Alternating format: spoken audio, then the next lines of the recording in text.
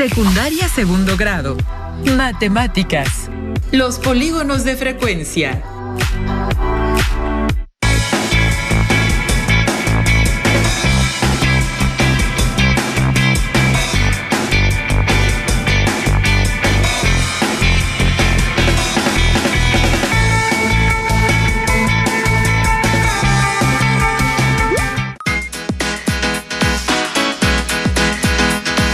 Soy el maestro Gil Arturo Saavedra Mercado. Bienvenidas y bienvenidos. ¿Cómo están? Espero que se encuentren muy bien. En esta sesión aprenderemos cómo registrar datos en polígonos de frecuencia, qué son y cómo interpretarlos. Es importante que participen en las actividades que les vamos a proponer a lo largo de la sesión. Para ello, les recomiendo que lleven un registro de las ideas principales, las preguntas y las reflexiones que surjan durante el desarrollo de este tema. Es momento de comenzar. Para resolver el siguiente problema, analicen detalladamente la información que se proporciona y les pido que registren sus dudas. En una tienda se vende una nueva bebida. Para obtener información acerca de la demanda o consumo en cierto tiempo, se llevó a cabo un registro de las ventas diarias de este nuevo producto durante 48 días. De acuerdo con los datos, ¿cuántas bebidas tiene que comprar el dueño para reabastecer la tienda? Una manera de organizar la información para una rápida visualización de la situación y para contestar esta pregunta es trazar un polígono de frecuencias. Pero antes, revisaremos conceptos y procedimientos de la estadística que ustedes ya han estudiado. Veamos algunos ejemplos prácticos. Un colegio quiere ofrecer un nuevo deporte para sus alumnos. Las posibilidades son fútbol de salón, básquetbol, natación, béisbol y taekwondo. Para ello, la escuela realizó una encuesta con el fin de conocer las preferencias de sus estudiantes. La información se concentró en la siguiente tabla. En la primera columna está el deporte y en la segunda la preferencia como frecuencia absoluta. Sabemos que la frecuencia absoluta es el número de veces que se repite un valor o un dato y se simboliza con la letra F. Para visualizar la información, se construyó una gráfica de barras y a partir de los datos de la tabla. En esta gráfica de barras podemos observar que el deporte preferido por los alumnos es el béisbol y los de menor preferencia son el fútbol de salón y el básquetbol. La gráfica se compone de barras, las cuales corresponden al valor de la variable y su altura está determinada por su frecuencia. En esta situación, los datos están referidos al tipo de deporte. Ahora, analicemos un caso diferente al anterior, en el que los datos del eje horizontal son numéricos. Estos también pueden presentarse mediante una gráfica de barras o de bastones. Se trata de las calificaciones que obtuvieron los estudiantes de un grupo en la clase de ciencias. ¿Qué podemos observar en la gráfica? Entre otras cosas, podemos ver que 8 de los 24 alumnos del grupo obtuvieron 7 de calificación. Asimismo, notamos que solo una persona obtuvo calificación de 10 y que 2 no aprobaron. También se puede ver que la moda es la calificación 7. La moda es el dato más frecuente. En este ejemplo, identificamos que 8 alumnos obtuvieron 7 de calificación. En este tipo de gráficas, la moda corresponde al dato cuyo bastón tiene mayor altura.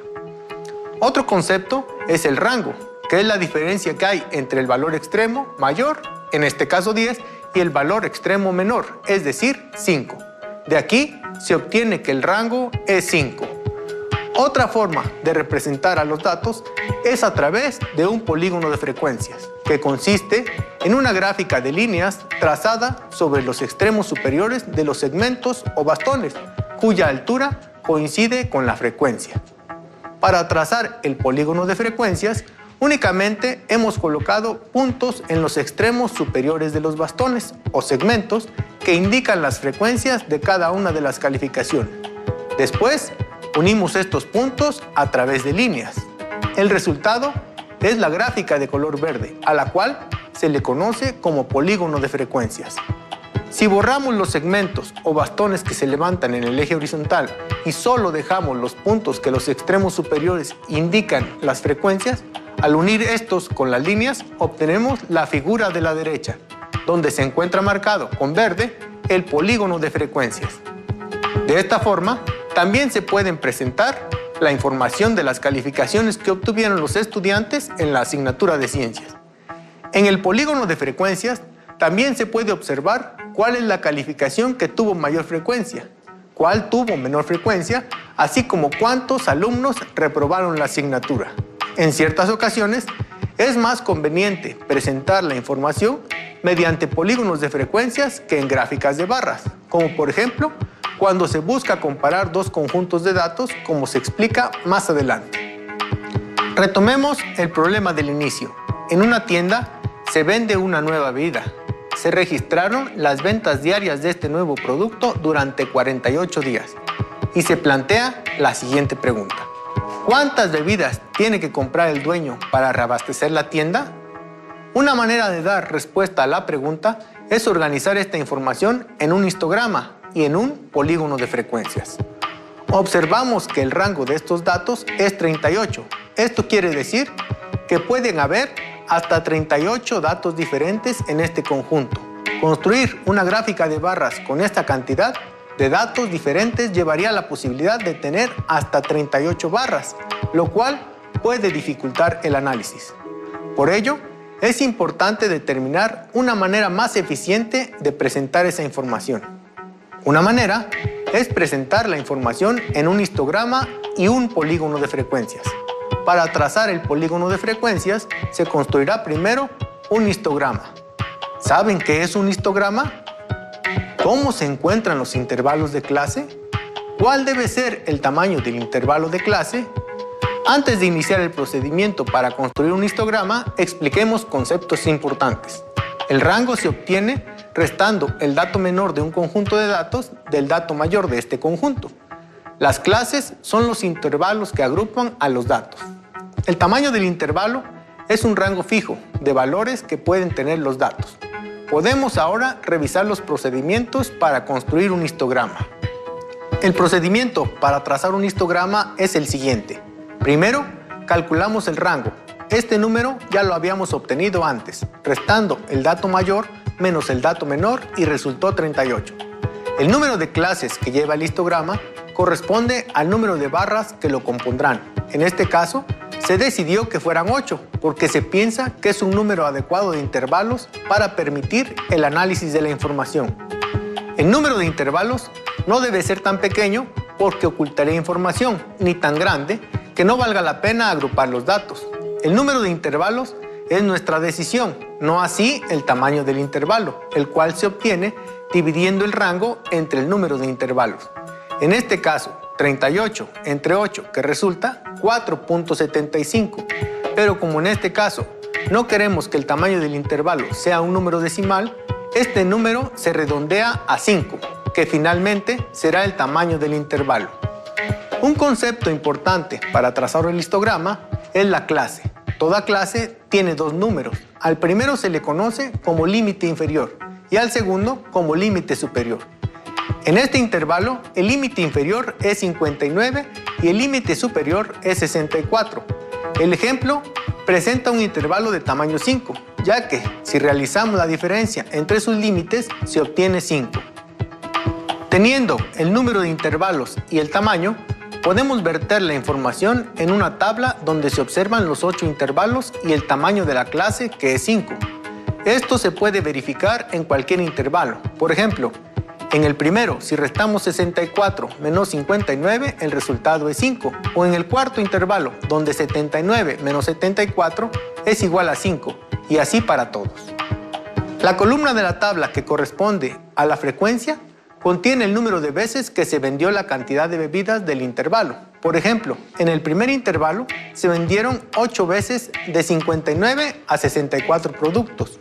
Observen que el límite superior de un intervalo aparece nuevamente en el siguiente intervalo como límite inferior. Esto es así para poder construir el histograma. Si contamos los datos de la tabla que están en el intervalo de 59 a 64, nos percatamos que son 8, y como ya se contó el 64 en este intervalo, ya no se cuenta en el siguiente. En el siguiente se contarán las cantidades entre 65 y hasta 69 y así sucesivamente para los otros intervalos. Es decir, si ya se contó un dato en el límite superior, ya no se cuenta en el límite inferior porque se duplicaría su conteo. Por último, en la tabla de la derecha, en la última fila, se observa que la suma de las frecuencias es igual al total de datos que se encuentran en la tabla de la izquierda, o sea, 48. Para trazar el histograma de frecuencias, se colocan en el eje horizontal todos los límites inferiores de los intervalos de clase y el límite superior del último intervalo. En un histograma no se pueden usar segmentos de recta o bastones, ya que, al presentar datos agrupados, se tienen que trazar barras con un grosor que represente el tamaño de los intervalos con sus límites. La altura de las barras coincide con la frecuencia de los datos. Dichas frecuencias se representan en el eje vertical. Así, la altura de la barra más alta del histograma representa la frecuencia 13. Significa que 13 veces se vendieron entre 75 y 79 productos. En el histograma se observa que hay dos barras en la misma altura de 13. Significa que 3 veces se vendieron entre 80 y 84 productos y también 3 veces se vendieron entre 90 y 94 productos. No olvidemos que la idea es presentar la información de la venta del producto en un polígono de frecuencias que se pueda analizar para resolver el problema de las cantidades que el dueño necesita conocer para abastecer la tienda. Para trazar el polígono de frecuencias, es importante revisar el concepto de marca de clase. La marca de clase es el resultado de promediar los valores de los límites superior e inferior de un intervalo. En el ejemplo, para hacer el promedio de los límites se sumaron 59 más 64, que da un resultado de 123. Y al dividir este número entre 2, obtenemos como promedio 61.5, que es la marca de clase del intervalo de 59 a 64. Este mismo procedimiento se usa para obtener la marca de clase de todos los intervalos. En la segunda columna de la tabla se observan las marcas de clase de cada uno de los intervalos. Las marcas de clase se ubican en el eje horizontal en el punto medio de cada intervalo. Por ejemplo, la marca de clase 76.5 está colocada justo en medio de los límites 74 y 79 del intervalo. Encima de las barras se trazan los puntos correspondientes a las marcas de clase, justo en medio de la parte superior de cada barra. Finalmente, unimos con segmentos de recta todos los puntos correspondientes a las marcas de clase. El resultado es el polígono de frecuencias, el cual se encuentra trazado en color amarillo. Analizando el polígono de frecuencias, podemos contestar la pregunta: ¿cuántas bebidas tiene que comprar el dueño para reabastecer la tienda? Nos percatamos que la marca de clase 76.5 es la que tiene mayor frecuencia, porque es el punto más alto del polígono con una frecuencia de 13. Ahora, como no es posible decir que se vendieron 76.5 bebidas, entonces redondeamos el número 76.5 a 77 y así decir que fueron 13 veces en las que se vendió esa cantidad de bebidas. Dicho de otra manera, se vendieron más veces alrededor de 77 productos diarios. Para responder a la pregunta, ¿cuántas bebidas tiene que comprar el dueño para reabastecer la tienda? El contador de la tienda dijo que, como la mayor frecuencia de venta es de 77 bebidas, entonces tomó ese número como referencia y que como los datos se tomaron de 48 días, multiplicó 77 por 48, lo que resultó 3.696. Y ya que 48 días son aproximadamente 7 semanas, dividió 3.696 entre 7, de donde obtuvo 528. Por lo anterior, propuso al dueño que se compraran 528 bebidas semanalmente. El dueño aceptó la sugerencia, pero le pidió que el polígono de frecuencias no se lo presentara con cantidades absolutas, sino en porcentajes, ya que pensó que le sería más útil. Ayudemos al contador a presentar la información de la venta de las bebidas en porcentajes. Al polígono de frecuencias que utiliza porcentajes se le conoce como polígono de frecuencias relativas, porque en lugar de presentar frecuencias absolutas, exhibe frecuencias relativas, es decir, cantidades relativas como los porcentajes o las fracciones. En el ejemplo, se convierte la primera frecuencia absoluta 8 en un porcentaje. Para ello, podemos proceder de dos maneras. 1. Se utiliza una regla de 3 planteando la equivalencia de fracciones 48 es a 100% como 8 es a x. El valor de x se calcula multiplicando 100% por 8 y dividiendo el producto entre 48, de lo que se obtiene 16.6% aproximadamente. 2. Se divide 8 entre 48, es decir, la frecuencia absoluta entre el total de datos, de lo cual obtenemos 0.166 aproximadamente, y el resultado se multiplica por 100. Podemos multiplicar por 100 de manera rápida al recorrer el punto 2 lugares a la derecha. Entonces, la frecuencia absoluta 8 equivale al 16.6% aproximadamente. Se han agregado dos columnas a la tabla, una en la que escribimos fracciones, donde el numerador se encuentra la frecuencia absoluta y en el denominador el total de datos. La columna se encabeza con la fracción f sobre n. F es la frecuencia absoluta y n es el número total de datos. En la última columna se presentan las frecuencias relativas como porcentajes obtenidas mediante alguno de los procedimientos anteriores. Esta columna se encabeza con las letras F subíndice R, que significa frecuencia relativa. Observen que las columnas de las frecuencias absolutas se encabeza con la letra F únicamente. El polígono de frecuencias relativas se traza de la misma manera que el de frecuencias absolutas, solo que en el eje vertical se escriben las frecuencias en porcentajes. Esta gráfica se ha omitido deliberadamente escribir los intervalos en el eje horizontal, solo se han colocado las marcas de clase. Es posible prescindir de la escritura de los intervalos cuando no se traza el polígono de frecuencias sobre el histograma. Las líneas punteadas no forman parte del polígono de frecuencias relativas. Se colocaron para que se vea claramente la frecuencia relativa que le corresponde a cada marca de clase. En la gráfica podemos observar que a la marca de clase con mayor frecuencia relativa le corresponde 27% aproximadamente, lo que significa que la venta de 77 bebidas fue la más frecuente. En cambio, se vendieron muy pocas veces 82 y 92 bebidas, solo con un 6.2% aproximadamente. Un polígono de frecuencias puede dibujarse sobre un histograma para hacer más clara la información, pero también pueden trazarse sin este. Los polígonos de frecuencia son también útiles para comparar la información de dos o más conjuntos de datos. A continuación, se presentará un ejemplo de la comparación de dos conjuntos de datos no agrupados.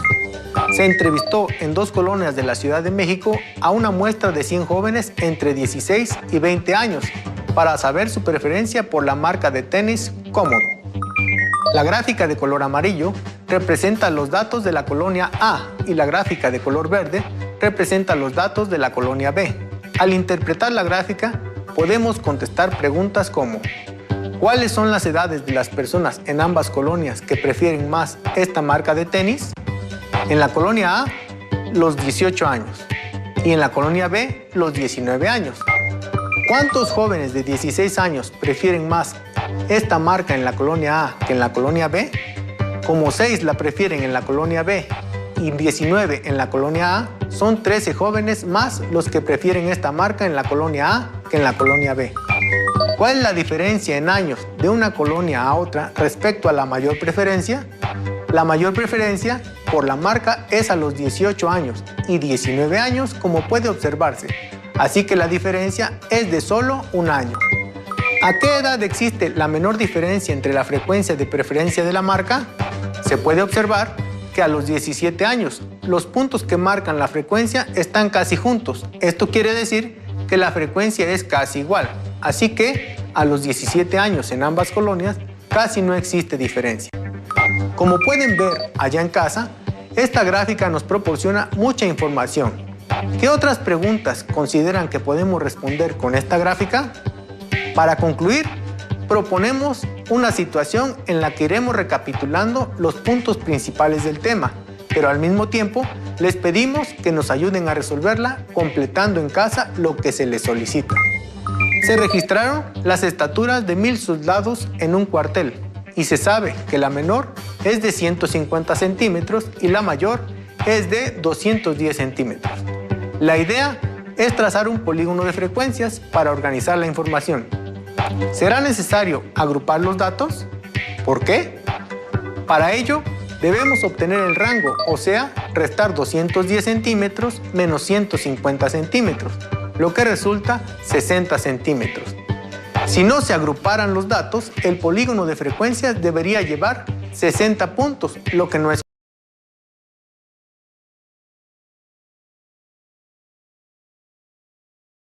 de 1000 soldados, por ello se deben agrupar los datos en intervalos. No es así, porque supongamos que entre los 1000 soldados la estatura menor es 170 centímetros y la mayor 180 centímetros, el rango sería 10 centímetros, lo que indicaría que podemos presentar los datos sin agruparlos con 10 barras o 10 puntos. Teniendo el rango, podemos formar los intervalos. En este caso, decidimos que el número de intervalos sean solo 6, con la finalidad de facilitar los cálculos a la hora de formar los intervalos, como veremos a continuación. El tamaño del intervalo se obtiene dividiendo el rango entre el número de intervalos, es decir, 60 centímetros entre 6 y obtenemos 10 centímetros. Así, para formar el primer intervalo sumamos 10 centímetros al dato menor, que es 150 centímetros, y obtenemos 160 centímetros. De esta manera, el intervalo será de 150 centímetros a 160 centímetros. Para formar el segundo intervalo, se repite el límite superior 160 centímetros del intervalo anterior, como límite inferior de este intervalo, sumando también 10 centímetros. Resulta 170 centímetros, así que el segundo intervalo es de 160 centímetros a 170 centímetros. Como ven, los intervalos se pueden obtener usando el cálculo mental. Por ello, elegimos solo 6 intervalos, pero también se pueden elegir 8, 10 o 12 intervalos, siempre que este número no sea excesivo. En casa, encuentren los demás intervalos. Teniendo los intervalos, se calculan las marcas de clase obteniendo el promedio de los límites inferior y superior de los intervalos. Así, la marca de clase del primer intervalo es 155 centímetros, que es el promedio de 150 centímetros y 160 centímetros. A ustedes les corresponde obtener las restantes marcas de clase de los demás intervalos. Por último, el reto es completar la tabla. Utilizando las frecuencias absolutas, completen las frecuencias relativas y los porcentajes. Además, les pedimos trazar los polígonos de frecuencias absolutas y relativas. Consideren que, para trazar un polígono de frecuencias, deben colocar en el eje horizontal las marcas de clase a una misma distancia y los puntos donde la marca de clase coincida con la frecuencia. Les agradezco su atención. No olviden ordenar sus anotaciones y dudas que surgieron durante el desarrollo de este tema. Nos vemos la próxima vez. ¡Hasta pronto! Si tienes dudas o necesitas ayuda, llama al Centro de Apoyo Pedagógico a Distancia. El número de teléfono para secundaria es el 55 36 01 71 23. Si requieres consultar los libros de texto en versión digital, recuerda que los puedes encontrar en la página conalitec.cep.gov.mx. Y recuerda que también cuentas con el sitio aprendeencasa.cep.gov.mx, en donde podrás ver nuevamente los videos de los programas y además encontrarás actividades para fortalecer tus aprendizajes. También te invitamos a que consultes la plataforma nuevaescuelamexicana.cep.gov.mx.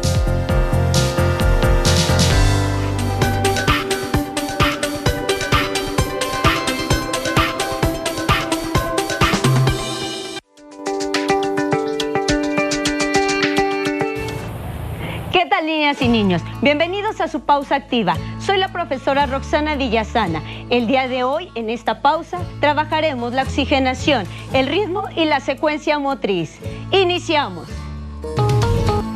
Para esta actividad vamos a iniciar con 2 trabajos de respiración. Vamos a ir oxigenando nuestro cerebro. El primero, vamos a iniciar manos arriba, manos abajo. Cuando subo las manos, tomo aire. Cuando las bajo, saco el aire. Bien preparados, pero no solamente ahí. Vamos a mover manos, que nuestro cerebro empiece de nuevo a activarse. ¿Listos? Tomo aire y va arriba. Suelto, abajo, arriba, abajo, arriba, abajo, arriba, abajo, arriba, abajo. Muy bien, nuestro cerebro ya empezó a trabajar, empezó a oxigenarse. El segundo ejercicio. Ahora vamos a mover las manos, iniciando mano derecha, haciendo un conteo del 5 al 1. Después, mano izquierda, pie derecho, pie izquierdo. Posteriormente, vamos a hacerlo en 4. Del 4 al 1, igual. Mano derecha, mano izquierda, pie derecho.